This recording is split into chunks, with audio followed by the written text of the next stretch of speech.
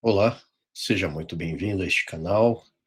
Nós estamos retomando com os vídeos dos nossos estudos que temos feito já faz algum tempo, né, que eu acabei não postando mais vídeos, mas agora nós retornaremos então com os estudos de uma forma um pouco mais leve, assim, sem muita formalidade, né. Eu gostaria de compartilhar com vocês, o estudo de hoje ele é um estudo um pouco diferente, um tema talvez um pouco forte, né? Eu vou compartilhar a minha tela com você. E este é o tema que nós iremos estudar. Se chama As Cortinas de Fumaça do Inimigo. Eu coloquei esse slide com uma foto gerada pela inteligência artificial, e é interessante que normalmente o diabo é retratado como esse ser com chifres, né, asas, assim, grotescas, mas a realidade não é essa. Nós sabemos que ele é um anjo de luz, que embora, depois de caído, ainda continua, ainda parte de sua beleza ainda se mantém, mas ele muitas vezes prefere que as pessoas acreditem, né, nessa imagem grotesca dele. Esse título Cortinas de Fumaça, né, o que que é uma cortina de fumaça? Muitas vezes você está dirigindo o seu carro numa estrada e aí, você passa, geralmente é época de seca, né, muitas vezes tem queimadas, e essa queimada muitas vezes gera fumaça, e essa fumaça às vezes ela passa pela pista, um exemplo. E no momento que você olha essa fumaça, você não consegue enxergar o que está do outro lado. E pode ser que tenha uma carreta, sei lá, na contramão, parada, ou de repente um caminhão vindo no sentido contrário, na contramão, eh, e a fumaça, infelizmente, ela tem essa característica, ela impede de que nós vejamos, com clareza o que está acontecendo. Vamos seguir em frente, então. Eu gostaria de convidá-lo a que nós abríssemos, então, a nossa Bíblia. Nós vamos ler agora Daniel capítulo 11. Eu vou projetar na tela, mas fique à vontade para abrir a sua Bíblia também. Até recomendo que você faça isso. Nós vamos começando a ler, vamos começar lendo o verso 1, e diz assim: Eu, pois, no primeiro ano de Dario o Medo, levantei-me para animá-lo e fortalecê-lo. Então, para a gente para nós nos situarmos, né, qual o período histórico que está falando aqui, nós estamos falando primeiro, né, Daniel, quem escreveu esse livro. Então, quando ele fala eu, na realidade é ele mesmo, o próprio Daniel, né, o autor do livro. E o período histórico ali, então, o período do primeiro ano de Dario, lembrando que o primeiro ano de Dario teve início depois que o Império Medo-Persa venceu o Império Babilônico. Então, teve início a este relato que Daniel está falando. Vamos seguir em frente aqui, verso 2, diz assim: E agora te declararei a verdade. Eis que ainda 3 reis estarão na Pérsia, e o quarto acumulará grandes riquezas, mais do que todos, e tornando-se forte por suas riquezas, suscitará todos contra o reino da Grécia. Então veja, né, ainda falando de Medo-Pérsia, e aí já existia a Grécia nesse período, mas ainda o Império Medo-Persa era o Império Mundial. Verso 3: Depois se levantará um rei valente que reinará com grande domínio e fará o que lhe aprouver. Ainda falando, logicamente, aqui do Império Medo-Persa. Vamos seguir em frente, verso 4. Mas estando ele em pé, o seu reino será quebrado, será repartido para os 4 ventos do céu, mas não para sua posteridade, nem tampouco segundo o seu domínio com o que reinou, porque o seu reino será arrancado e passará a outros que não eles. Daniel 11 é talvez um dos capítulos da Bíblia mais difíceis de serem compreendidos, porque Daniel começa falando, como nós vimos, então, a partir da época Medo-Persa, período Medo-Persa, e ele vai seguindo historicamente. Nós vamos perceber que isso vai assim se estendendo ao longo da história. E como para Daniel os reinos que existiam à época era o Império Medo-Persa, que ele estava conhecendo, né, que era ali a sucessão do Império Babilônico, e Ele conhecia também a Grécia, porque já existia naquele período, mas ainda não era o império com domínio mundial. Mas aqui, até o verso 4, que nós podemos entender, né, que esse reino será dividido, é quase que unanimidade para os quatro ventos do céu.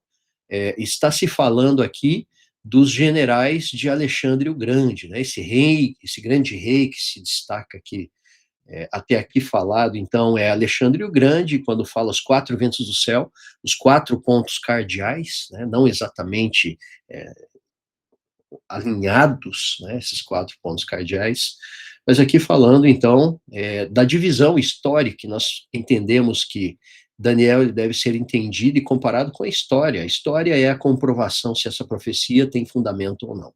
E a história nos conta que o império grego que sucedeu, então, os medos e persas, com o grande general, grande rei, grande imperador que foi Alexandre o Grande, foi sucedido, então, pelos seus quatro generais, que foram Cassandro, Lisímaco, Seleuco e Ptolomeu. E aqui nós entendemos que esses quatro ventos do céu, aqui com clareza, estão falando desses generais, né? E aí começa o desenrolar da história. E conforme Daniel 11 vai desenrolando, fica um pouco mais difícil de encaixar os personagens que Daniel viu na sua profecia com a história. Mas o foco desse estudo não é isso, eu quero continuar lendo. Vamos ler o verso 5. E aí surge um personagem, olha que interessante, verso 5. Que será forte o rei do sul, mas um dos seus príncipes será mais forte do que ele, e reinará poderosamente, seu domínio será grande. Agora, verso 6. Mas ao fim de alguns anos, eles se aliarão, e a filha do rei do sul virá ao rei do norte para fazer um tratado. Mas ela não reterá a força do seu braço, nem ele persistirá, nem o seu braço, porque ela será entregue, e os que a tiverem trazido, e aquele que a gerou, e o que a fortalecia naqueles tempos. Nós vamos ler até aqui, então, Daniel 11, de 1 a 6. O que é interessante aqui? Perceba, verso 4 diz que o reino foi dividido em quatro pontos, né? Quatro ventos do céu, quatro pontos cardeais. Mas a partir do verso 5 surge então apenas dois personagens, quer dizer que o oeste, né, o rei do oeste, o rei do leste, eles praticamente deixam de existir, né, ou são assimilados, e a história nos comprova isso. Então, apenas dois personagens surgem, verso 5, o rei do sul, e o verso 6 agora apresenta o rei do norte. E nós vamos ver que Daniel 11, ele vai se desenrolando entre batalhas, rei do norte e rei do sul. Uma hora o rei do sul vence, outra hora o rei do norte vence, e aí ele vai e vinga o rei do sul, e assim vai se sucedendo, até que chega o verso 40. E eu gostaria de que você abra aí na sua Bíblia, né, folheie aí talvez uma página, e nós chegamos ao verso 40. Vamos ler o que diz o verso 40 agora. E, presta atenção, no fim do tempo.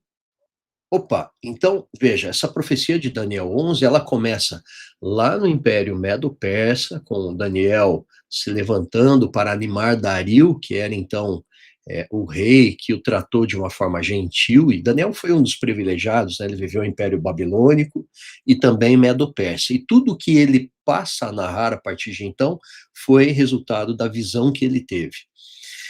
E aí, diz agora, o verso 40 diz assim: e no fim do tempo. Então, agora, o verso 40, ele retrata algo que tem a ver com o tempo do fim. E nós já estudamos, tivemos a oportunidade de estudar, que esse tempo do fim, segundo o próprio Daniel, né, a profecia de Daniel, ele teve início a partir de 1798, quando ali nós vemos então que é retratado que a ferida mortal foi imposta à besta, né? E se você tem alguma dúvida sobre esse estudo, te recomendo que procure os estudos que nós fizemos sobre Apocalipse, Apocalipse 13 em especial, também sobre Daniel, você vai encontrar nesse canal do que nós estamos falando. Então, esse período agora é o tempo do fim, que teve início a partir de 1798, e nós entendemos historicamente, né, diferente da versão é, é, é, que é muito divulgada hoje, né, a versão que foi que recebeu o nome de dispensacionalista ou futurista, que teve origem, inclusive, com um padre jesuíta que foi criado ali justamente para tentar divergir ali e tirar a imagem que era muito clara para os reformadores e pré-reformadores da época, que o anticristo era nada mais, nada menos que o poder papal, né? Não tinha ninguém. E aí surgem, então, essas versões modernas, dispensacionalistas, mas elas não eram a realidade, por exemplo, para os reformadores. E aqui está falando então que surge, olha só, diz assim: o rei do sul lutará com ele, e o rei do norte se levantará contra ele com carros, com cavaleiros e com muitos navios, entrará nas suas terras e as inundará. Quer dizer, nessa batalha épica, histórica entre Rei do Sul e Rei do Norte, quem vence é o Rei do Norte. Olha que interessante. Mas quem será que representa o Rei do Sul, o Rei do Norte? Nós vemos que durante essa visão de Daniel, como ela se desloca por um grande período de tempo, até o verso 40, fica um pouco difícil de entender quem representa o Rei do Sul, quem representa o Rei do Norte. Mas a partir do verso 40, a versão historicista deixa muito claro que, na realidade, está se tratando de dois poderes que eles deixam de ser poderes civis, né, de guerra, poderes de batalha, e eles passam a se tornar, então, poderes religiosos, que tem a ver com o contexto religioso. Vamos entender um pouquinho o que Daniel quis dizer com relação ao Rei do Norte e Rei do Sul. Vou compartilhar com vocês um mapa aqui, um mapa antigo da época ali, que retrata, né, a distribuição de reinos à época em que Daniel viveu. E aqui nós temos, então, na parte superior, vou mostrar aqui com o mouse, né? Então nós temos essa parte mais roxa aqui, sendo descrita a Babilônia e o Império Babilônico, uma vez que era Daniel e a realidade que ele viveu, a época que ele viveu. Na parte mais sul, nós temos o Egito, e aqui, entre o norte e o sul, nós temos aqui Jerusalém. Olha que interessante. Então, para Jerusalém, para o povo judeu, quando se falava rei do norte, estava se falando de Síria, talvez, né? Mas na grande essência, na época de Daniel, Babilônia, porque o rei da Síria já tinha deixado de ser ali um império há bastante tempo na época de Daniel. Então nós estamos falando de apenas dois reinos, Babilônia e ao sul o Egito. Não tem nenhuma dificuldade com relação a isso. Mas o que representa a Babilônia? O que representa o Egito, né? Então, Babilônia, lembre-se, o Império Babilônico, com Nabucodonosor, foi aquele imperador que, à época dele, ele adorava vários deuses, mas depois de passar ali por visões que ele recebeu, também por uma punição do próprio Deus, que o tornou ali como animais, né? Perdeu a sua sabedoria, o seu conhecimento. Então, ele reconheceu a Deus. Mas o próprio Império Babilônico, com o passar do tempo e com os seus descendentes de Nabucodonosor, ele voltou ali a adorar deuses pagãos e misturar, né? Foi então uma mistura entre a adoração ao verdadeiro Deus e a adoração a deuses pagãos. E o Egito, por sua vez, nunca aceitou, né? Quando nós vemos a história de Moisés ali, o, o, o, o principal líder do Egito, o que ele falou foi: quem é esse Deus, né, para que eu o aceite, para que me curve a ele? E ele falou que não conheço esse Deus e não reconhecerei, né? Então o Egito nunca aceitou o Deus do céu, já a Babilônia aceitou, mas acabou misturando verdade com mentira. Vamos seguir em frente aqui. Eu gostaria de compartilhar com vocês uma realidade bem atual nossa, né? Que é essa realidade da dualidade. Então, são descritos normalmente, principalmente em filmes, né? É, Hollywood é muito especialista nisso, em criar ali sempre uma disputa entre herói e vilão. Então, cria-se um personagem que é o herói, cria-se outro personagem que é o vilão. Eu separei alguns aqui, né? alguns heróis e vilões da Marvel e os seus respectivos inimigos, né? Então, aqui também mais um, também muito famoso, aqui outro também, que sempre os filmes vão sendo relançados, né? Mais uma imagem aqui. Então, nós vemos sempre esse conflito, né, sendo retratado. Cria-se um herói, que é a representação do bom, do bem, e tem o vilão, que é a representação do mal, do iníquo. E nós vemos isso retratado também no nosso país, né? Quando fala-se, por exemplo, entre times, existem alguns times ali que são chamados de arquirrivais, né? E alguns torcedores, assim, fanáticos, acabam, então, muitas vezes dando até a sua própria vida em guerras e batalhas entre torcedores, por esse time que é o amor, a paixão da sua vida. E para um torcedor de um time, o outro time rival é o inimigo, né? Então, sempre o time rival é o vilão. Nós vemos entre regiões diferentes do país aqui acontecendo a mesma coisa, né? Então, torcidas diferentes para times diferentes. Existe agora, trazendo um pouquinho mais para a questão filosófica, a questão histórica disso tudo, né? Existe um termo interessante que às vezes é pouco discutido e às vezes, quando é discutido, não se dá abordagem prática. Muitas vezes aborda-se a teoria sobre, mas não se fala. Eu gostaria de falar de um termo chamado dialética hegeliana. Vamos ver, eu peguei alguns textos aqui que eu busquei na internet, Mundo Filosófico, site brasileiro, né, falando sobre isso. O que é a dialética hegeliana? A dialética hegeliana é um método filosófico desenvolvido por Georg Wilhelm Friedrich Hegel, também conhecido como Hegel, que busca compreender a realidade como um processo dinâmico e contínuo. Diferente da lógica tradicional, eu chamo a sua atenção para esse detalhe, que se baseia em princípios estáticos. A dialética hegeliana propõe que a verdade emerge da interação entre, olha só, presta atenção, tese, antítese e síntese. Tá? Eu vou colocar assim: tese, antítese e síntese. Esse processo não apenas resolve contradições, mas também as transcende, gerando um novo estágio de compreensão.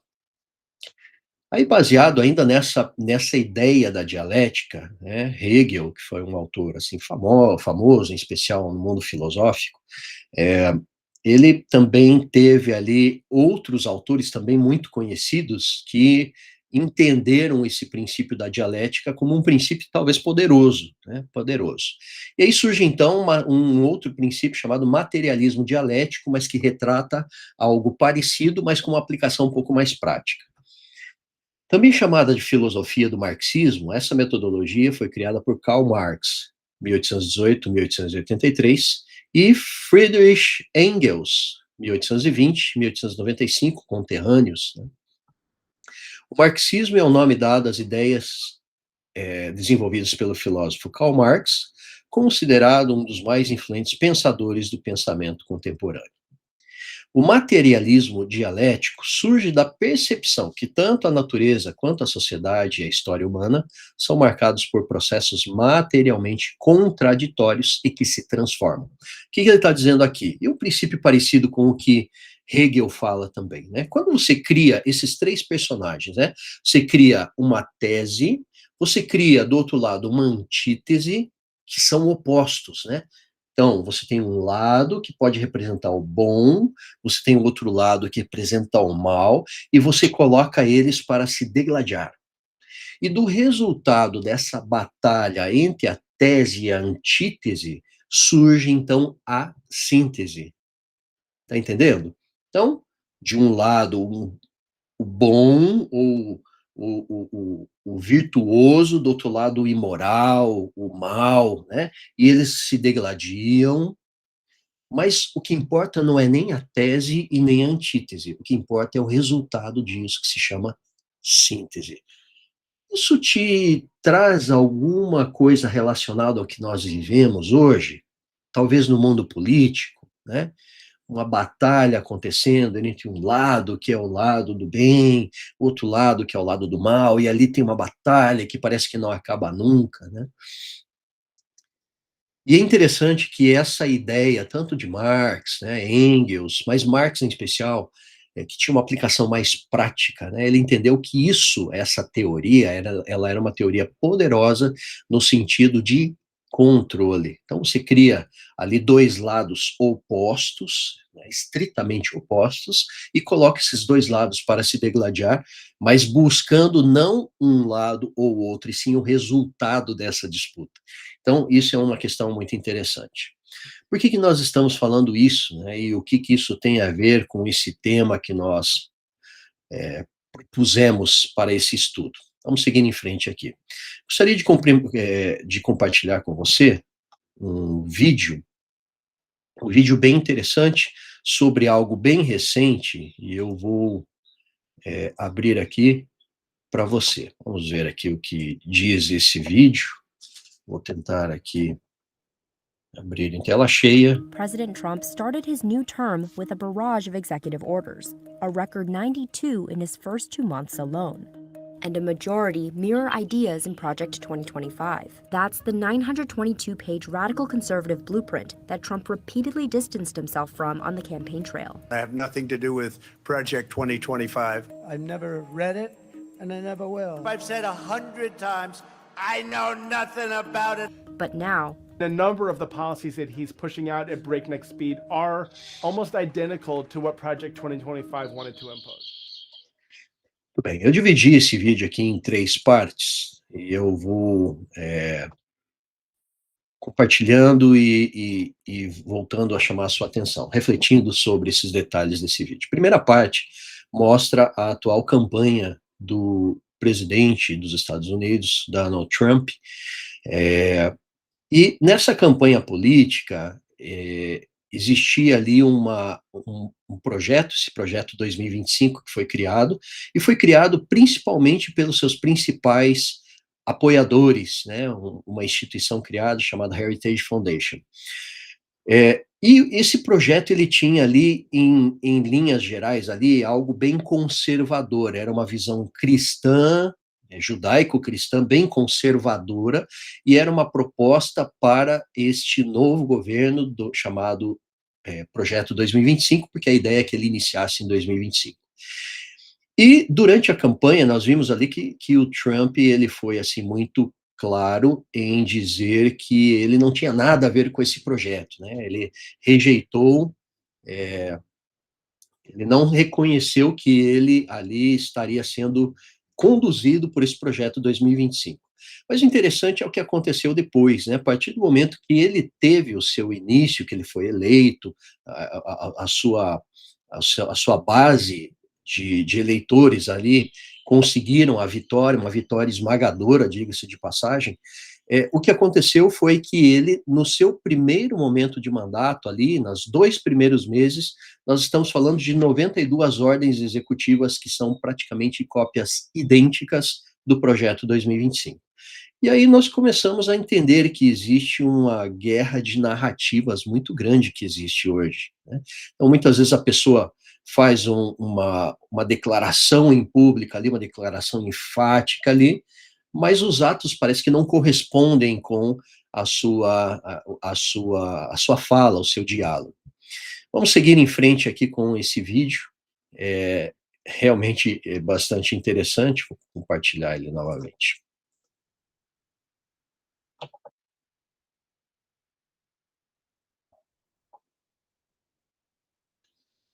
Y'all remember this big old book from before? When Colorado Governor Jared Polis ripped a page out of it? This is Project 2025, the Republican blueprint for a second Trump term. this 920-page document would usher in the most conservative executive branch in modern American history, if enacted. It's called Project 2025. Its pages offer new administrations a blueprint for executing a right-wing agenda, from purging the government of thousands of civil servants to dismantling the Department of Education.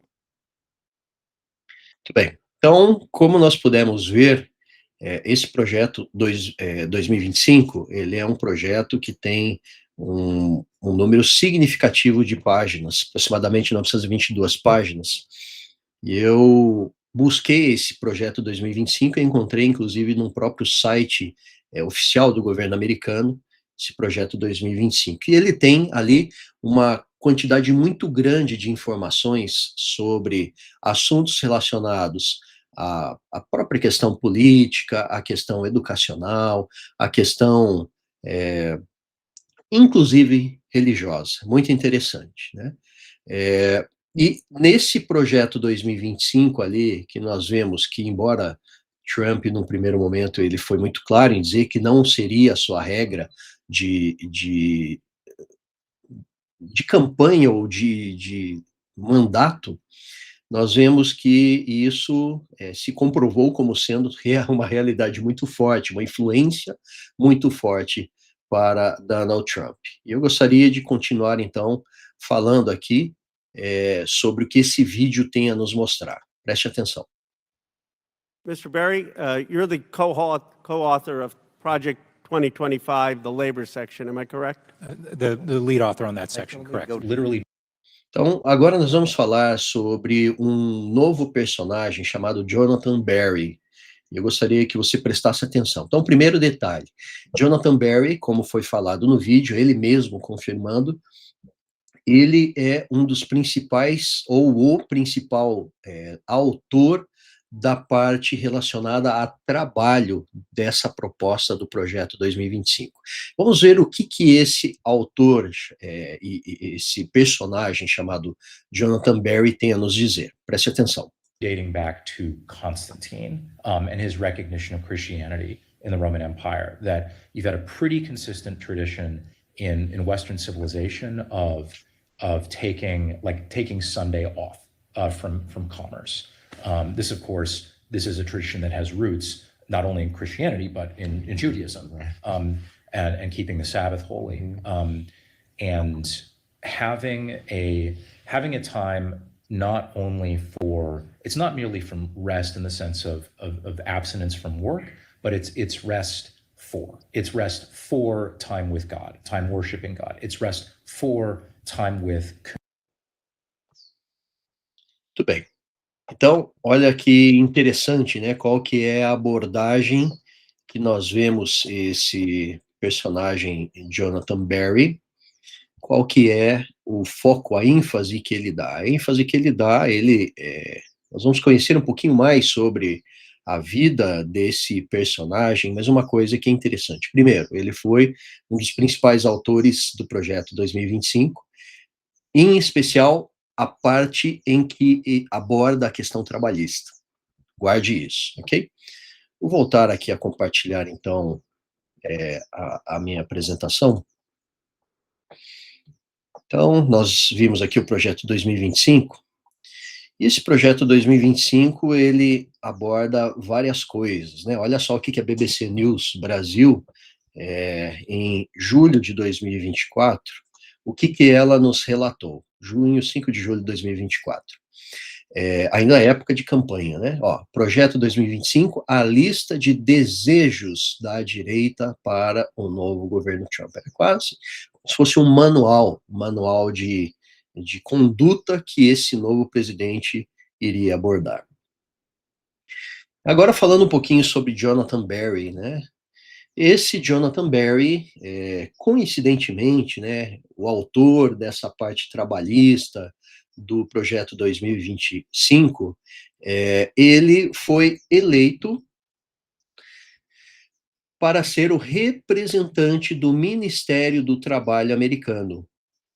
Olha que interessante, né? Então, o principal autor das ideologias por baixo ali desse projeto 2025 com relação à parte trabalhista, agora ele se torna o principal representante do Ministério do Trabalho desse governo, chamado governo Trump. Inclusive, esse Jonathan Berry, ele recebeu um título interessante, né? O senhor Sunday Law, senhor lei dominical. Porque existe, como nós sabemos, né, nos Estados Unidos existem, em alguns estados americanos, as chamadas Blue Laws. O que é a Blue Law? A Blue Law é aquele estilo de governo que impõe para o Estado um descanso, um dia de descanso semanal, que proíbe o trabalho nesse dia. E as Blue Laws estabelecem o domingo como sendo o dia desse descanso que acontece semanalmente. Aqui nós vemos já uma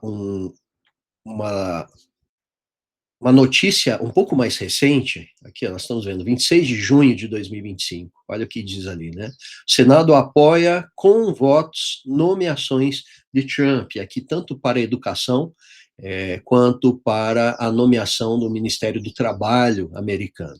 Então, veja que interessante, né? Então, Donald Trump, que num primeiro momento ele rejeitou ali algum vínculo com o projeto 2025, agora ele passa a nomear, então, esse principal autor, tanto da educação ali, quanto ele escolheu algumas pessoas bem alinhadas com o conservadorismo. Nós vemos que, então, foi agora definido, estabelecido ali como principal representante do Ministério do Trabalho e também da Educação, esses conservadores aí, e no caso dessa nomeação aqui, com relação ao Ministério do Trabalho, Jonathan Berry. E aí você pode falar assim, mas o que isso tem a ver, né? Qual que é a ideia com cortina de fumaça, do que você está falando? Você já vai entender aqui o que nós estamos falando. Veja aqui uma outra matéria da NBC, que é também um jornal muito famoso lá dos Estados Unidos, e eles fazem uma notícia aqui interessante, né? No mínimo interessante, olha lá. Trump's new Religious Liberty Commission is poised to attack separation of church and state.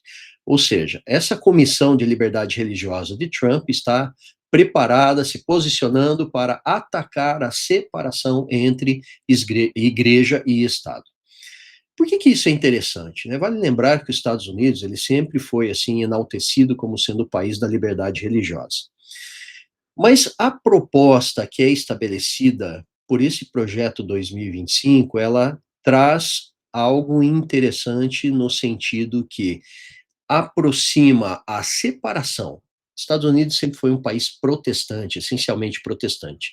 Mas nós estamos vendo que isso tem se reduzido a um ponto quase que deixando os Estados Unidos ser um país protestante, né? Vale lembrar ali que os Estados Unidos, os primeiros pioneiros dos Estados Unidos, eles fugiam principalmente da perseguição romana que existia à época, né? Perseguição católica romana, e eles gostariam de poder adorar, por exemplo, a Bíblia, né? Seguir a Bíblia e não tradições romanas, por exemplo, e foi um dos motivos que os levaram a descobrir esse novo continente, né? Essa nova terra. E nós vemos, então, agora essa notícia que praticamente define o fim entre a separação, o que é chamado de Estado laico, né, que define de forma bem isolada o Estado da religião. E nós vemos novamente isso voltando a se fundir, assim como acontecia na Idade Média. Por que eu estou falando isso? Se você acabou caindo nesse vídeo, e você não conhece muito a história da Igreja Adventista, do movimento iniciado por Ellen G. White, que foi uma escritora americana muito famosa, que tem ainda hoje uma grande quantidade de publicações, e essas cópias são muito grandes hoje. E ela fez profecias interessantes. Por que eu estou falando isso, né? Porque essas notícias bem recentes, né, que nós estamos vivendo, 2025, elas foram profetizadas há quase 200 anos atrás. E vale lembrar que há 200 anos atrás era pouquíssimo provável que os Estados Unidos, que era um país essencialmente protestante, voltasse a estreitar os laços com Roma, né, com a Igreja Romana, a Igreja Católica Romana. Então, nós vemos uma profecia escrita há quase 200 anos, numa época que ninguém imaginava essa possibilidade, hoje se cumprindo. Eu vou trazer alguns textos aqui Olha o que diz. Eventos Finais, página 25, um livro de Ellen G. White, Eventos Finais, página 125, como eu falei, escrito há quase 200 anos atrás. Por muitos anos, temos esperado que seja promulgada uma lei dominical em nosso país, e agora que o movimento está precisamente diante de nós, perguntamos, o que nosso povo pretende fazer nesse sentido? Devemos buscar especialmente a Deus, pedindo que agora seja concedido graça e poder a seu povo. Deus vive e não cremos que chegou plenamente o tempo em que ele queira que nossas liberdades sejam restringidas. O que ela está falando? Ela está falando que quando existe essa fusão entre igreja e Estado, a consequência natural foi o que aconteceu na Idade Média, perseguição e muitas mortes, pessoas que não aceitavam essas regras estabelecidas pela igreja, vinculada com o Estado, elas eram condenadas à morte. Isso foi muito claro no período da Idade Média. Outro relato. Os que se empenham em conseguir uma emenda à Constituição para obter uma lei que imponha a observância do domingo, mal compreendem qual vai ser o resultado. Uma crise está iminente. Testemunhos Seletos, volume 2. Há muitos que estão despreocupados e se acham, por assim dizer, adormecidos. Isso daqui é uma mensagem muito forte para, em especial, o povo da Bíblia, né, os que se dizem povo da Bíblia. Eles dizem, se a profecia predisse a imposição da observância do domingo, a lei certamente será promulgada. Esses que estão adormecidos. E tendo chegado a essa conclusão, assentam-se em calma expectativa do evento, confortando-se com o pensamento de que Deus protegerá seu povo no tempo de angústia. Mas olha que palavras duras. Mas o Senhor não nos livrará se não fizermos algum esforço para realizar a obra que ele nos confiou. Eventos Finais, página 127. Mais citações. Espero que a trombeta dê o sonido certo no tocante a esse movimento da lei dominical. Penso que seria melhor se, em nossas revistas, o assunto da perpetuidade da lei de Deus se tornasse uma especialidade. O que ela está falando? Lei de Deus, 10 mandamentos, escritos em tábua de pedra, pelo dedo de Deus, né? Não foi nada dado aos judeus, isso já existia muito antes, né? Na própria criação, nós vemos que, por exemplo, o sábado, que foi considerado como abolido por muitos cristãos hoje, né? Ele foi escrito nas tábuas dos 10 mandamentos, mas foi dado no Gênesis ao casal inicial que não tinha nada de judeu. Devemos agora fazer tudo o que for possível para derrotar essa lei dominical. Mais um relato. Quando nossa nação renunciar os princípios de seu governo de tal forma que vote uma lei dominical, nesse próprio ato o protestantismo dará a mão ao papado. Nós já vemos isso como sendo uma realidade, né? A grande maioria dos cristãos protestantes aceitam o domingo, mas vale lembrar que o domingo foi uma instituição católica romana, que no ano 321, Constantino definiu esse decreto para agradar, inclusive, aos adoradores do Deus Sol, né? Uma curiosidade, porque domingo em inglês se chama Sunday. Você já pensou sobre isso? Citações de Ellen White. Mais cedo ou mais tarde serão aprovadas leis dominicais. Review and Herald, 16 de fevereiro de 1905. Em breve serão impostas as leis dominicais, né? Uma lei que obriga, o Estado obriga a sua população a obedecer um dia de guarda. E esse dia não é o dia bíblico, né? O dia do sábado, sim o domingo. Isso foi profetizado há mais de 200 anos, quando ninguém falava sobre isso. E continua dizendo, e homens em posições de confiança ficarão furiosos com o pequeno número do povo de Deus que guarda os mandamentos. A corrupção política está destruindo o amor à justiça e a consideração para com a verdade. E mesmo na livre América do Norte, governantes e legisladores, a fim de conseguir o favor do público, cederão ao pedido popular de uma lei que impunha a observância do domingo. Grande conflito, 578, 579 e 592. Queridos, por que eu estou falando isso? Vamos mais alguns versos aqui para nós encerrarmos. Quando for invalidada a lei de Deus e a apostasia se tornar um pecado nacional, o Senhor agirá em favor de seu povo. Mensagens Escolhidas, volume 3. Quando a América, o país da liberdade religiosa, se aliar com o papado, a fim de dominar as consciências e impelir os homens a reverenciar o falso sábado, que inclusive é curioso, né? Cita-se muito o Shabá, mas o Shabá que tradicionalmente se refere ao sábado, no projeto 2025 refere-se ao domingo, né? Esse dia que foi estabelecido pela Igreja Romana, não por Cristo. Na Bíblia você não encontra isso. Os povos de todos os demais países do mundo hão de ser induzidos a imitar-lhe o exemplo. O que ela está dizendo?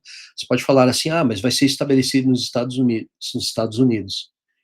O que mais nós vemos hoje são países imitando, né? Os Estados Unidos determina algo, seja por um exemplo ou por admiração, seja por imposição. Nós vemos os outros países rapidamente seguindo o exemplo americano. O mundo todo há de ser instigado à inimizade contra os adventistas do sétimo dia, porque eles não rendem homenagem ao papado, honrando o domingo, instituição desse poder anticristão.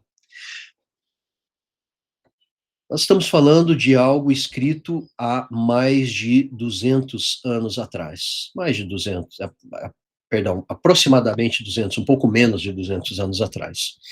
E é interessante nós vermos que isso em si poderia ser apenas mais um relato histórico, né? Mas essa profecia também estabelece que, a partir do momento em que um decreto dominical for estabelecido, em pouco tempo se terá início o que é chamado o estabelecimento, ou a marcação daqueles que receberão a marca de Deus, o selo de Deus, e daquele outro grupo que receberá a marca da besta. E é interessante para o mundo evangélico, em especial protestante, que acredita no dispensacionalismo, né? Como eu falei, isso foi criado por padres jesuítas, e vale lembrar que o movimento jesuíta foi criado para combater a reforma protestante. O principal objetivo deles era esse, diferente de qualquer outro, né? E eu gostaria de dizer, se você não sabe, que os jesuítas, eles têm o controle de boa parte do mundo hoje. Mas não parece, mas eles têm, eu te afirmo com certeza.